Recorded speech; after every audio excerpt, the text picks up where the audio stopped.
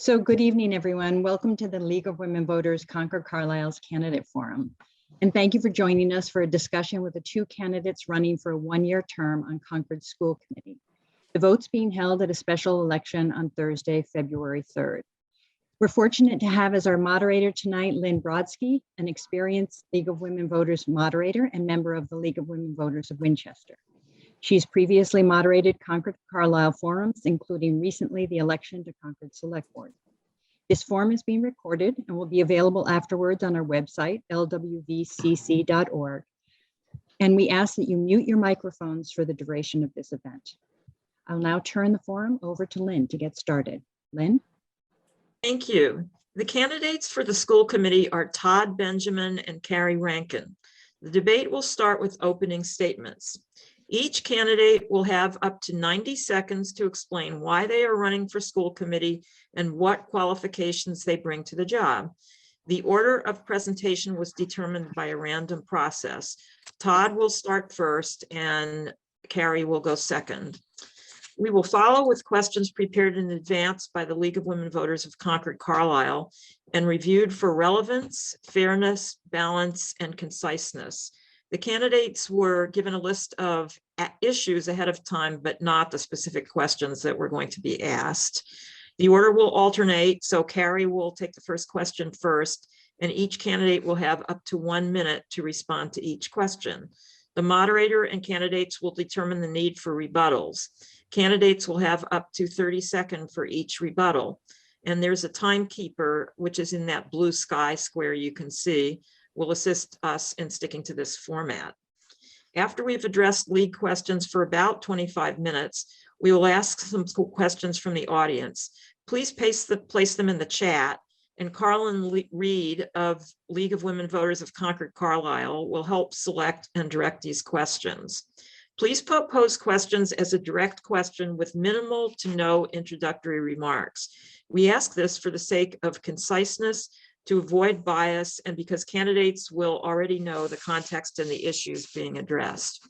We also ask candidates and audience participants to refrain from making personal references and to avoid statements that may be heard as uncivil or possibly embarrassing. Each candidate will have up to 30 seconds to respond to audience questions. And so we're going to start with the opening statements for which each candidate has up to 90 seconds. Todd? Great, thank you. Well, thank you everyone for joining us tonight. As you know, this is a one-year term that requires someone with proven experience and results like mine that directly relate to the school committee and to our town. And I'll use my experience in 3 key areas to hit the ground running. First will be the middle school. I'll contribute my commercial real estate finance and development experience to help get the middle school built. The second area is the budget. I'll use my experience with local, state, and federal budgets to contribute to the budget discussions, especially with the new director of finance joining the administration in the early summertime. And third, my experience as a parent, I've seen firsthand some of the social, emotional, and academic challenges of our students. And I'll focus on using the $1.2 million in federal funds that Concord will receive to ease these burdens. Now, many of you know my history of service to our town. I was elected twice to the Housing Authority, and I've chaired or served on other committees in town. You may also know me through some of the public hearings, Finance Committee, Select Board, and town meeting presentations that I've made. In addition, some of you may be familiar with the results that I've generated in our town and helped bring about, things like advocating for our kids and families to safely get them back to school full-time, increasing transparency and citizen involvement, supporting fiscal responsibility in town, and promoting greater diversity, equity, and inclusion at town meeting. I'm running because my 3 kids go to Concord Public Schools with all of your kids, and I believe our students and our families should have a representative who will advocate for them. So I humbly ask for your vote on December 3rd. February 3rd. Geez, I'm going back in time. February 3rd. Sorry about that. Thank you. And I don't see the timer there, so I have a watch here, which I'm watching. So Carrie, you're next. Sure. Thank you, Lynn, for moderating this debate or discussion, and to the League for hosting it and bringing all of us together to have this important conversation. And thanks to everybody who has tuned in from home or friends' houses or whatnot to pay attention. I think this is a really important moment for our community.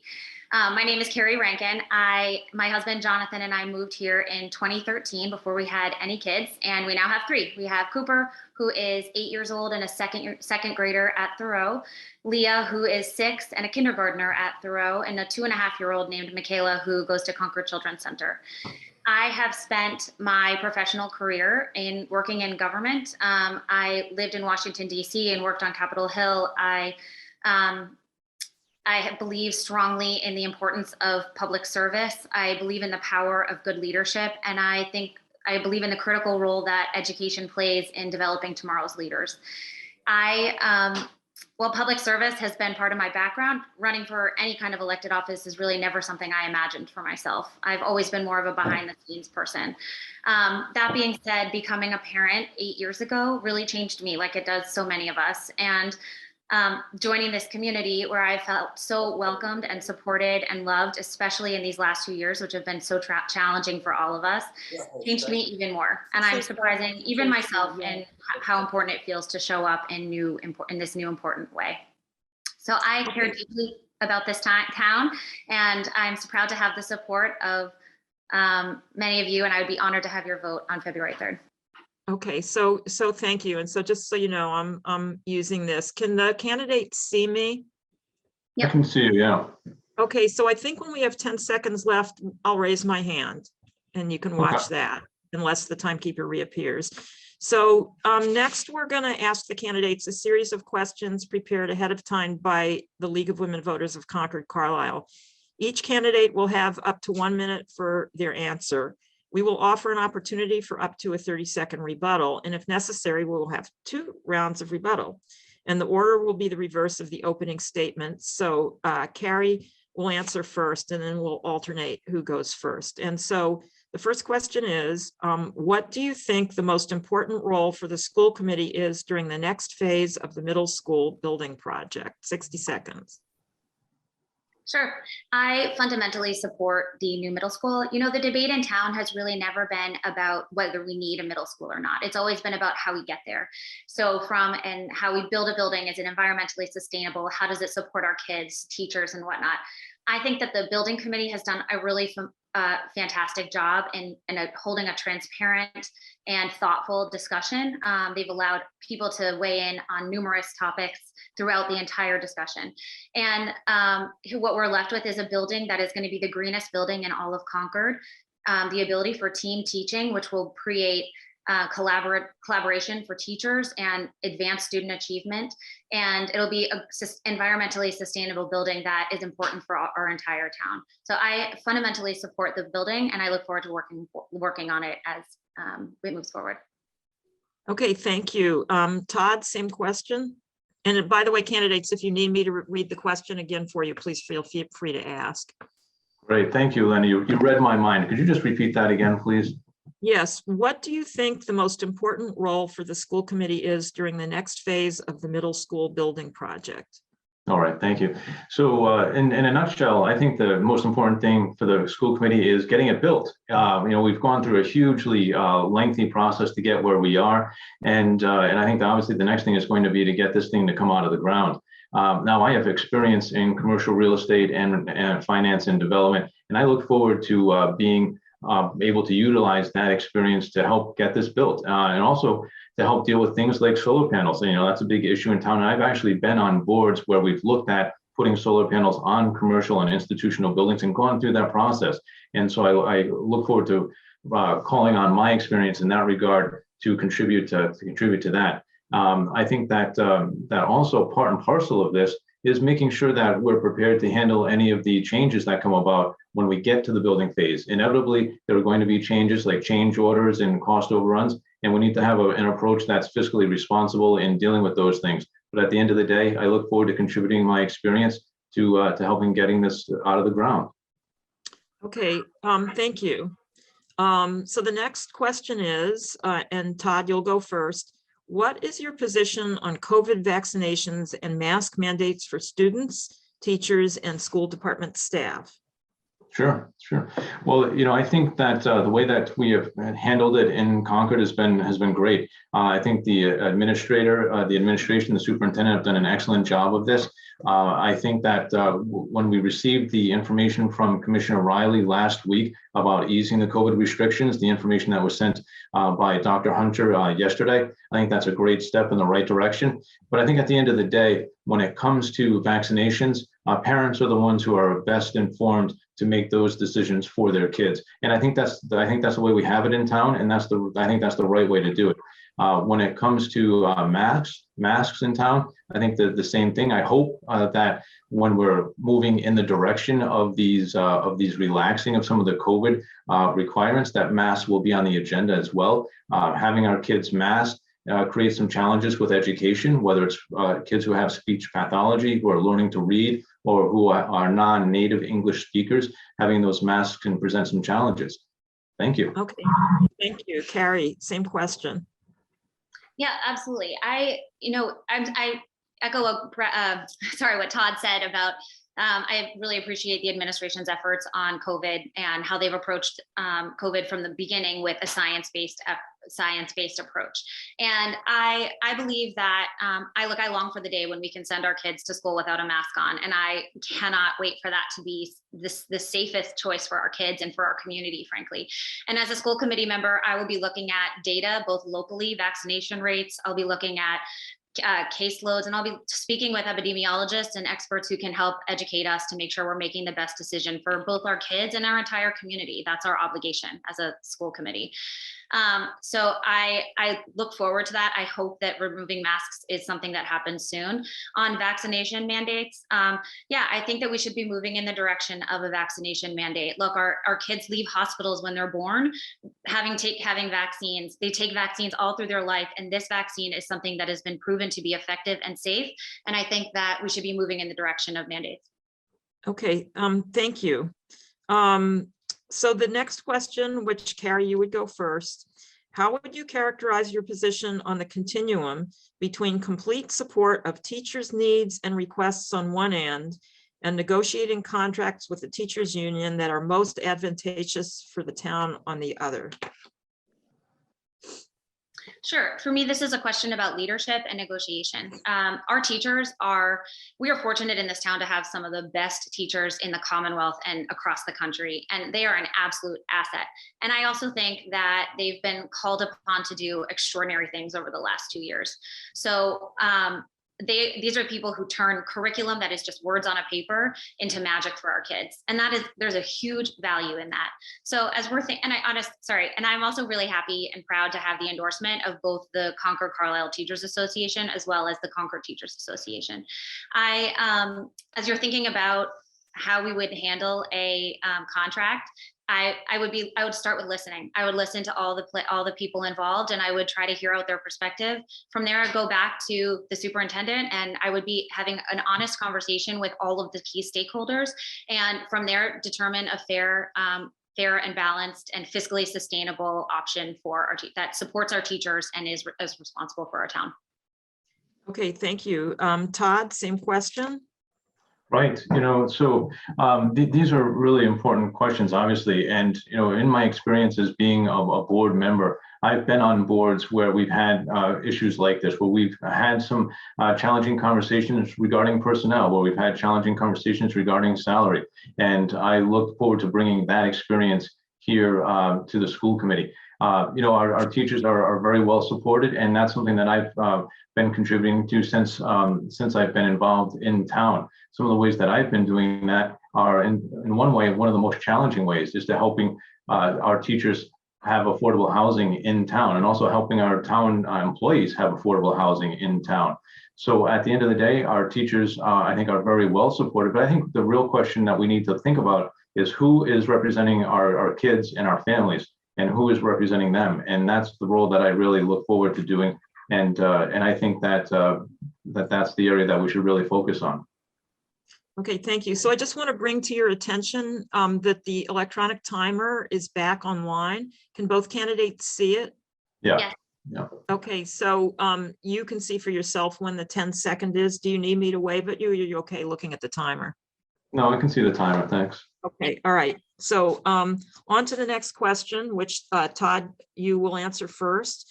Do you think that the school's diversity, equity, and inclusion efforts are both effective and sufficient? If you think more is required to foster DEI in our schools, what is needed and what role does the school committee play in making that happen?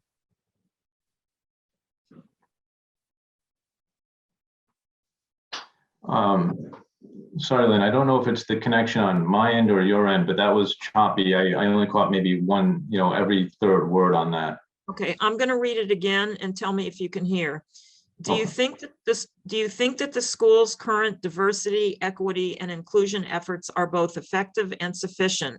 If you think more is required to foster DEI in our schools, what is needed and what role does the school committee play in making that happen? Okay, I heard that one. Thanks. So, so DEI is something that I've had direct experience with in supporting DEI here in Concord.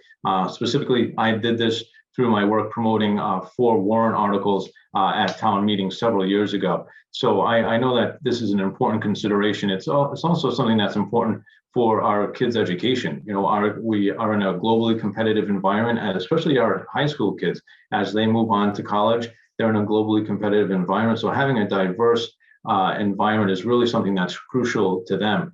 One of the areas that came up in a recent school committee meeting was that we're seeing a decrease in some of the METCO applications.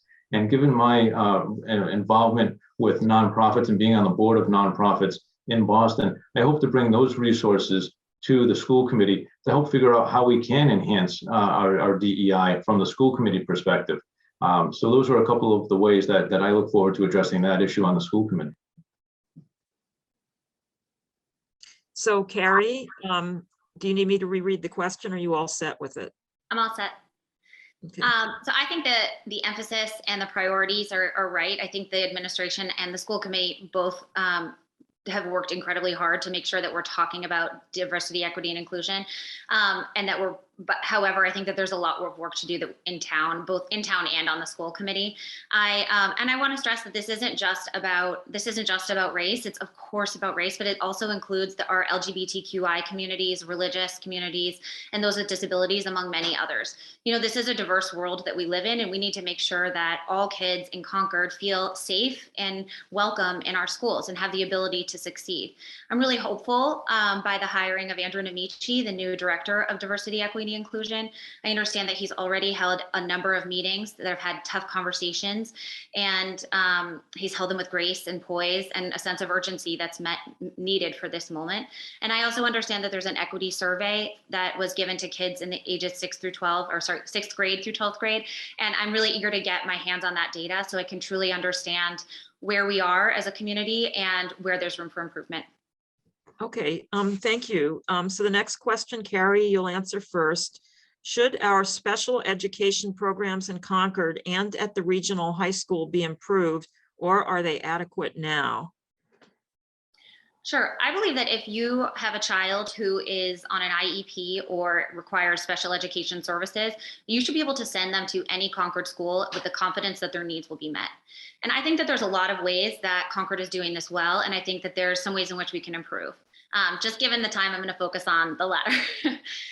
First, I think as we're thinking about hiring a new director of student services, we need to make sure that that person shares our school district's commitment to special education, and that he or she brings robust experience with her to implement policies and procedures that best benefit our special education students. Second, we need to continue to build an infrastructure that supports these students from pre-K all the way through 22. And lastly, we need to make sure that there are experts in all buildings that can help our kids access the curriculum. We have a legal obligation to do this, and not only that, we have a moral obligation, and I will be an advocate for these families and children. Thank you. Todd, same question. Yep, thanks. So when it comes to special education, I hear a lot of great things about our special ed teachers, especially at the Concord Integrated Preschool, and I also hear some things that are room for improvement. So I'm glad to see that in the superintendent's goals for 2021-2022, that those goals include a review of progress in areas of need. And I think that one area of need that I've heard from parents is around some of the reading programs that we utilize in the schools. Particularly the Fountas and Pinnell reading program is something that has been mentioned as something that should be reviewed further. So that's one thing that I think we should really look back on. But at the end of the day, the one thing that is probably the most important to students and families regarding special education is that they're back in school full time. And following the science and safely going back to school last year was something I had advocated for, but my opponent was against. Thank you. So the next question, Todd, Todd. rebut to that. Can I have a moment to respond to Oh, that? yes. Okay, so rebuttal for Carrie, you have up to 30 seconds. Thanks. I'm not sure that's a fair, that's an accurate accusation. I was absolutely in support of bringing our kids back to school full time. I'm not even sure where you would get that. I didn't sign your petition because I didn't feel like it was in the right tone for our community. I felt like I understood that our superintendent and our school committee was doing everything in their power to get them back full time, and I didn't believe that your petition had the right tone for the moment. Okay, Todd, do you want to say anything else, or have you said what you need to say? Okay. You have up to 30 seconds for rebuttal if you choose to make one. Sure, the internet connection was unstable, so I don't know if it was on my end or on your end. So I hear what you're saying. The last year was a long year, and maybe I can understand that perhaps some folks didn't like the petition, don't know what the problem with the petition would have been, but we have a voice, and I guess my question to you would be, where was your voice last year in trying to get our kids back to school full time? Sure. I emailed Dr. Hunter directly a number of times. I was in communication with the principal, and I followed along on school committee meetings to make sure I was an informed and involved parent. Okay, Todd, she took about 15 seconds there. If you want to just say one last word, you can do it, and then we'll go to the next question. Thank you. I guess my last word that I would say is, being part of the school committee is about taking action and standing up and making the hard decisions. And that's something I advocated for our kids and our families, and our teachers and administrators, to show them the support that our families are behind them and are urging them to get back to school and to get there full time, because that's the best place for our kids, for their social, emotional, mental, and academic well-being. So taking a stand and speaking out is part of the job, and I've done that consistently through my time in Concord. Okay, so thank you. So I think we've covered that. So I think we'll go on to the next question now. So Todd, you get to answer it first. How important do you think sustainability efforts are in the current budget relative to other priorities such as educational programming and teacher retention? So great, thank you. In Concord, we generally take a broader view of sustainability. It's not necessarily just environmental sustainability, but also fiscal sustainability. So, the two things that I can say right off the bat is, unlike my opponent, I have experience in both of those areas. My experience in commercial real estate is directly related to the sustainability issues that we're going to be seeing at the middle school, and to get that project done. And it's a huge topic, and whether or not it's the middle school, or it's even relevant when we start to renovate our existing schools. Sustainability is a hugely important topic in renovating those buildings and keeping them efficient and safe and clean for our kids. But part and parcel of that sustainability of the environmental component is the fiscal sustainability. And unlike my opponent, who has taken the role of no cuts and has a very spending aggressive mode, my role has consistently been fiscal sustainability and fiscal prudence in easing the burden on our taxpayers across the board. Okay, so Carrie, you have the same question? Can you repeat the question? So the question is, How important do you think sustainability efforts are in the current budget relative to other priorities such as educational programming and teacher retention? Sure. So on environmental sustainability, we as a town value environmental sustainability. It is something that I love about this town. And I think that we as a school committee have a responsibility to make sure that we are educating tomorrow's environmental leaders. And that goes from curriculum to services to across the board to how we build our buildings. I mean, the middle school will be the greenest building in all of Concord. So, and I'm hopeful by some of what I'm seeing at Thoreau, there is a composting site and that's spread to Willard. At the middle school will be the greenest building. The high school has a Planet Earth course for all incoming freshmen to make sure that they're informed stewards in their lives as they move forward. So there's always more we can do on sustainability. And I think that a budget statement is a list of your values. A budget is a statement of your values, and we need to be showing how we need to aligning ourselves with our town in our budget. Okay, so Todd, oh, you got this one already. So I think we have time based on the instructions that were given me ahead of this debate, 8:10. Okay, so we have time for a few more questions. I just got the high sign, so we're not as much under the gun. So the next question is, Carrie, you would go first. Do you think there is a need to increase communication and transparency between the school committee and any of its constituents, such as the town, parents, teachers, parent-teacher groups, or even residents without a direct connection to the school system? If there is a need, where is it lacking, and how do you think the school committee can address it? Sure. So I think transparency and communication is the key to good leadership. And I think there's a lot of ways in which Dr. Hunter in particular has been a really solid and transparent leader, especially through this COVID-19 moment. But I do think that there are ways in which we can continue to improve. First and foremost, the school committee and the schools are 70% of our overall town budget. That is not an insignificant figure. And the decisions that the school committee make impact the entire town. So ensuring that everybody in town, not just those with school-age children, have access to what's going on in the schools and information about how their taxpayer dollars are being spent is certainly important. I have a communications background. I've spent 20 years working in communications at the public, nonprofit, and private sector levels, and I would bring that expertise to ensure that we are clearly and articulately communicating to our constituents at all levels. Thank you. Todd, do you need me to read the question again, or are you all set? Oh, no, I think I'm fine. Thanks, Lynn. Transparency is crucial.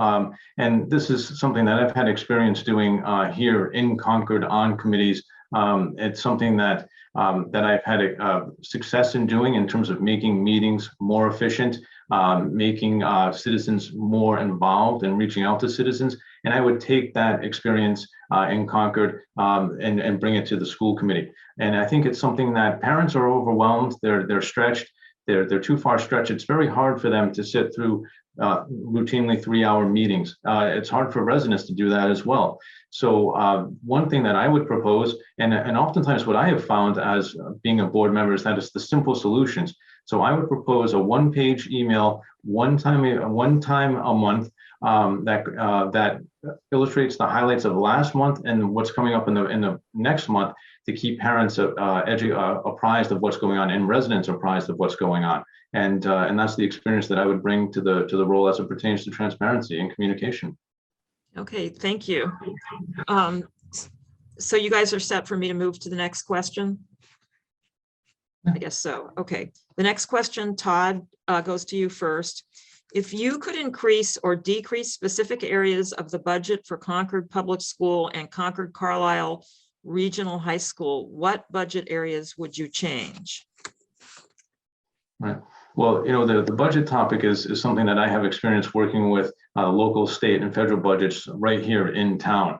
And much of my experience has been looking at the budget and looking at funding impacts from a higher level. So, for example, as the chair of the Capital Planning Task Force and the Affordable Housing Funding Committee and the Junction Village Funding Advisory Committee, I've looked at budgets and looked at how they've impacted our town. And one of the things that I think is a really strong thing about, for example, the middle school building project, is that we will see operational savings of about $540,000 a year when that comes online. So I think that's a great benefit to the community. Some of the things looking forward as it pertains to budgets is that we have to be aware of looking at the school in isolation. We have to look at the schools as a continuum of what's going on in the remainder of the town. And that's something that I think is very important as we look at some of these budget expenditures that are conceivably coming up at the high school, like the amenities at the stadium that are being contemplated.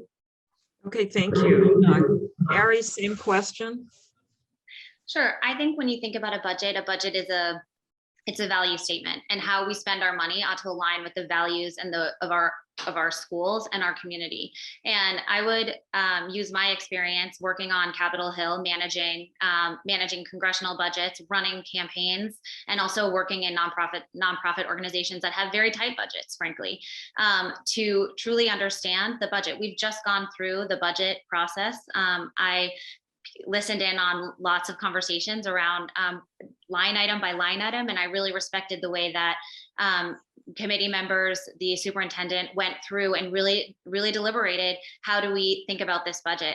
And the thing that I would bring is both experience working with budgets, first of all, and second, I would bring a commitment to make sure that any cuts that we do make are as far away from kids and learning and teachers as possible.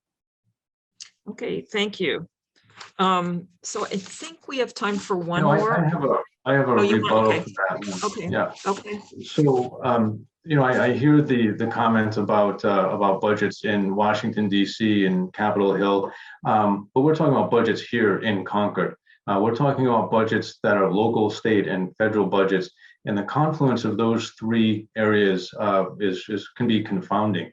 And my experience in dealing with those three aspects here in Concord is quite a bit different than being in Washington and being on Capitol Hill. So that's an interesting perspective, but I'm the only candidate who has the experience here in our town dealing with our budgets. So Carrie, would you like to make a 30-second rebuttal? Yeah, sure. I just respectfully disagree. I think a budget is a budget. And if you know how to manage a budget and oversee a budget, it doesn't really matter if it's in Washington State, Concord, Massachusetts, or another place. I know how to look at a budget. I know how to read a budget, and I understand the aspects of it. The other thing I would say is, while I appreciate all that you've done for this town, I have the support of 2 sitting school committee members, 4 former school committee members, and both teachers associations. And I believe that I have the experience and the qualifications to do this job. Okay. So is it okay if we move on to the next question? I think we have time for one more. Sure. Okay. So the next question is, Carrie, it goes to you first. Are there any specific school policies you think are particularly important to change? And if so, which ones and how should they be changed? So I think, the school committee oversees a lot of policies, obviously. And so in my experience, the way that I approach policy making is through, I'm not an expert on everything. I can't possibly be, but what I do is look to various experts. And one thing I want to talk about, for example, is a current policy that is before the committee. So an issue on the agenda of the school committee is concussions. I don't know very much about concussions. I had one once when I was in a car accident. It wasn't a very pleasant experience. But as we think about building this policy, I would look to experts at MGH. They have a team of concussion experts. I would look to the Massachusetts Athletic Association, and I would speak with our own athletic director and truly form a well-educated opinion on what is best, what is a comprehensive policy, what's legal, of course, and what's in the best interest of our kids. So that is how I would approach all policy making as it pertains to the school committee and schools. Okay, so thank you. Todd, next, the same question to you. Yeah, thanks. So as it pertains to policies, Again, being on boards here in Concord and elsewhere, I've had the pleasure of being in the room while policies are being discussed. And it's really a delicate balance, especially with open meeting law.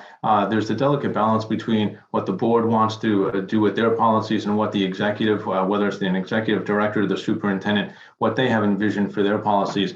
And that can take some finesse and some diplomacy to weed through. But I think what we're looking at here in Concord is really strengthening our technology policy. We've given our children laptops, which is a fantastic tool, but it's also a little bit dangerous, like any tool. And we need to have some parameters around our laptop, our technology usage, so our kids can get the benefits of the tool, but they can also be protected from getting to those areas of the internet that they're not quite ready for. So we really need to firm up our technology policy and protect our kids in that manner. Okay, so thank you. So we now have moved to the point where the viewing audience can ask questions. And in fact, we've seen a good number of questions appearing in the chat. Thank you. And audience questions should be posed as a question with minimal to no introductory remarks. And debate questions should not contain embedded bias or content that is uncivil, personal, or potentially embarrassing. And so Carlin Reed is going to pose the questions. We're going to use the timer. I think we said 30 seconds. Did we say 30 seconds for audience questions? I think we did. And Carrie, you would get the first question because it's your turn to go first. So Carlin, you're on to ask these questions. Okay, thank you very much, Lynn. I appreciate that. It's been a good round. We've had 9 different topic areas covered already, and the 5 general questions that have been posted cover 5 new topic areas. So let's go to the first one. First, how would you describe your leadership styles? And Lynn, who goes first? Carrie will go first, and you each have 30 seconds for these audience questions. Sure. I would describe my leadership style as inquisitive, as thoughtful, measured, and as a clear communicator. You might not know where, you might not agree with where I end up, but you will always know where I stand, and you'll always have access to me. I look forward to listening and learning from the community, from my colleagues, and from different stakeholders. And at the end of the day, being a transparent and clear leader. Thank you. So the same question to Todd. Yeah, so as it pertains to leadership, I think the first thing right off the bat is collaboration. I think that's an extremely important point, to put yourself in the shoes of the other person, to try to understand where they're coming from, and also to back that up with fact-based and analytical perspective. But when we talk about analytical and fact-based things, we also have to remember we have to keep the human component in there. And that's what I've done as I've been a leader in town and elsewhere. And that approach has enabled us to reach some of the results that our town has desired at town meeting and in other places. Okay, thank you. Next question. Sounds great. All right, next topic area. It concerns the electrification of school buses. Can you give us your position on electrifying the school bus fleet for the schools? And are you in favor of buying or leasing fossil fuel buses? Who goes first, Okay. Lynn? Todd gets that question first. Yeah, so thanks. So, I've attended or listened to the recordings of every school committee meeting since December 2020. And this topic has come up recently, and it's a difficult topic. The director of transportation was on recently telling us about the age of the buses. So something does need to be done.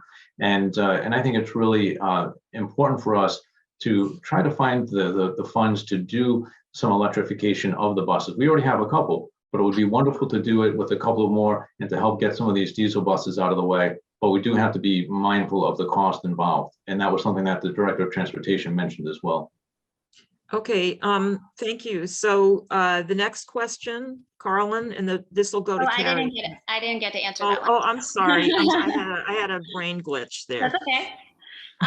So at first glance, absolutely. I would love to have a fleet of electric school buses. Wouldn't it be amazing for Concord to lead in this area? That being said, there's a lot of questions that we still have to answer, one of which being the cost, second being the safety. And we have to look at this over time. How do these buses, how much do they cost today? How much are they going to cost over time? And there's a lot of unknowns at this moment. But yes, I would love electric buses when the time is right. Okay, thank you. Next question. Okay, this next topic is climate change. What actions could the school committee take that could better equip our students to thrive in the world we're living in and the effects of climate change? Who's first? Okay, Carrie is first, and I won't forget anybody again. No problem. So this climate change is a critical topic. And again, this is a value of our towns. And I think that that's such a wonderful part of our town. As a school committee, I think it's our job to lead by example. And that comes from the curriculum level. It speaks to the services that we provide and also just the buildings that we create. And I think that we are leading by example with this new middle school that will be the greenest building in town. We are already implementing programs across the schools. And I think that while there's a lot of room for improvement, this is a place where we're investing our time, money, and heart into as a town. Okay, thank you. Todd? Yeah, so, the climate change issue is obviously a very important one.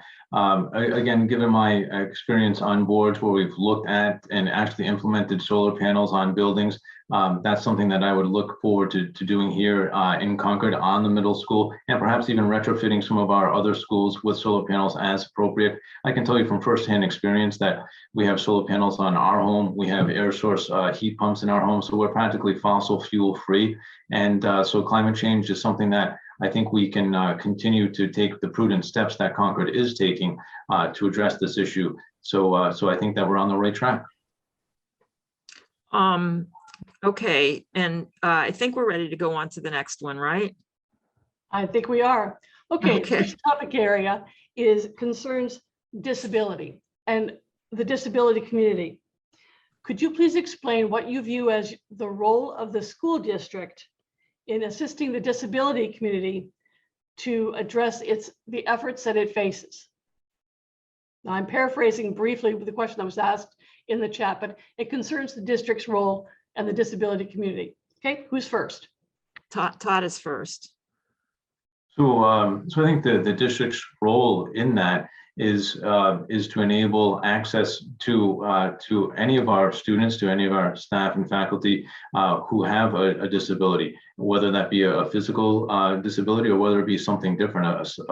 So I think that that's something that we need to embrace. I know that there are some cases where we have students who are in wheelchairs, and we have the functionality for that. And so I think that as we continue with the middle school building project, as we continue with some of our renovations of school buildings down the road, that will be a key component of making those useful for all. And sorry if I went over there. There was a little glitch in the system on this end. Okay, Carrie? Sure. I think really simply we have both a legal and a moral obligation to make sure that people with disabilities, whether they are physical disabilities or unseen disabilities, have access to our schools. And that's at all levels, at the from a child's or a student's perspective to staff and curriculum. And I think that if those needs aren't being met, that needs to be changed immediately. Okay, thank you. Next question. Okay, here's a question on another new topic. It concerns deference to the DESE guidelines. To what degree should the school committee defer to administration to make any decisions pertaining to student learning? Should they defer to the DESE guidelines, or should they carve their own pathway? Where do you think? Okay, Carrie, you're first on this one. This is an interesting question. I think that DESE is an incredible resource, and in many regards, we have to cater to them or adhere to their policies. But I think just like anything else, it's really important to raise your voice and speak up when you disagree. And I think that's the role of the school committee, to understand what's going on the ground here in Concord. And I would do my best to understand that and to be an advocate for what's best for here, not just a rubber stamp for what DESE says. Okay, Todd, same question. Yeah, well, I think listening to what Desi says is an important component, but I think also we need to hear the voice of parents, and we need to hear what some of their thoughts are as it pertains to the education of their students. You know, the one thing that concerns me, as my opponent has mentioned, is that she's backed by the unions and the teachers unions, and that's wonderful. But who should really be making the decision about the education of our children? I believe it should be the parents who should be having a louder voice in that, and that the union should not be the ones who are dictating what our children are taught. Okay, Carrie, do you need to make a rebuttal to that? Sure. Only if you want to. Yeah, I'd love to. So I'm honored to have the support of the teachers union. I don't think that in any way suggests that I will be a rubber stamp for what they want, for what their requests are, for anything. It's simply a statement that they believe that I am the best advocate for teachers. And I think our teachers are an incredible asset. And I also think that they're really tired and that we need to be proactive about retention. So yeah, I'm proud to have their support, and I will be an advocate for them, but that doesn't mean anything about how I will approach union negotiations or anything else for that matter. Okay, Todd, do you want to make a short rebuttal? Yeah, thanks. Of course, as we've said previously, our teachers are a great asset, and I've supported them in numerous ways through my time in Concord. But at the end of the day, our kids and our families are the ones who need an advocate on the school committee. The teachers have their advocacy through the unions and through the Massachusetts Teachers Association, whose president was a Concord teacher. But who's supporting our kids? Who's advocating for our kids? I've done that in this community. I'll continue to do that in this community, and people know that I do it in this community. And I'm not afraid to stand up in front of the select board, the school committee, and whoever else to advocate for our kids and families. Okay, so thank you. And Carlin, you have another question? Yes, Lynn, just a quick time check. Is it time to go to a last question, or do I have time for one more before the next question? We have 2 more minutes. Okay. We're supposed to switch to the last part at 8:25, so we have a couple of minutes. So Okay, good. I've got one here for you. okay. Okay, this is sort of along the curriculum line. What is your opinion on teaching some form of critical race theory in the Concord schools? And who goes first? So Todd would get that question first. Right. Well, as I understand it, and I've had conversations with educators about critical race theory, and as I understand it, as it's been relayed to me here in Concord, is that we're not currently teaching CRT, critical race theory. I think we need to be open-minded about our history and teach a well-rounded perspective of history. But I think that the way that we're doing it now, at least according to the educators in town that I've spoken to, is the right way forward, and it's a neutral, moderate way forward. Okay, Carrie. I support it. That's it. Okay. So we have, I think we were going to have like an open-ended closing question. Carlin, do you want to pose that one? I have that. Okay. Do you have any parting thoughts? Okay, Carrie would go first on that one. Sure. Thank you, everyone, for tuning in tonight. Thank you to the League again for hosting this. It's been really a wonderful conversation, and I appreciate it. Thank you to Todd as well for being here tonight. We're at an unprecedented moment in time, and we need leaders at all levels who are measured, collaborative, and thoughtful. And I believe that I bring that experience to the table. Here in this town, we're really fortunate. We have an incredible depth of leadership, and we ought to capitalize on that experience. We don't need to be focused on simply who has spent the most time working in Concord, but we ought to look to people who have experiences that can broaden our perspectives and horizons. I bring that, and I'd be honored to have your support on February 3rd. Okay, thank you. Todd, same question. Yeah, thanks. Again, thanks for the time, everyone. I think that this election has a lot to do with the character of Concord. And briefly, some of you may know, unfortunately, about the email that my opponent sent out about me that defamed me and that said I was anti-vax and anti-mask. Let me tell you right now, those things are not true. I am vaccinated. My family wears masks. And so at the end of the day, this is really an election about the town character. Do we want somebody who's going to be politically divisive and partisanship being in a role where supporting our children? I don't know if that's the right decision. Okay, I think we're going to stop Can I have a there. moment to respond to that? Okay. I think simply right there, you just showed that I don't believe that Todd has the temperament or the poise to be in this position. This is a very thoughtful, we need thoughtful leaders and people. I did not send any email out, and I believe that we need thoughtful, collaborative, kind people in this role. So thank you. Oh, okay, Todd, if you want to rebut that, a rebuttal, just to remind both of you, let's avoid, personal references or anything that may feel defamatory. Well, I certainly know, being on the receiving end of the email, I know what that's like. The point is, we need leaders who are going to stand up and speak out when things are wrong. And I've done that consistently, and I've done it for this community, and I'll continue to do it for this community. But more importantly, we need it for our children, and we need it for their families. And who is supporting the interest of our kids and their families?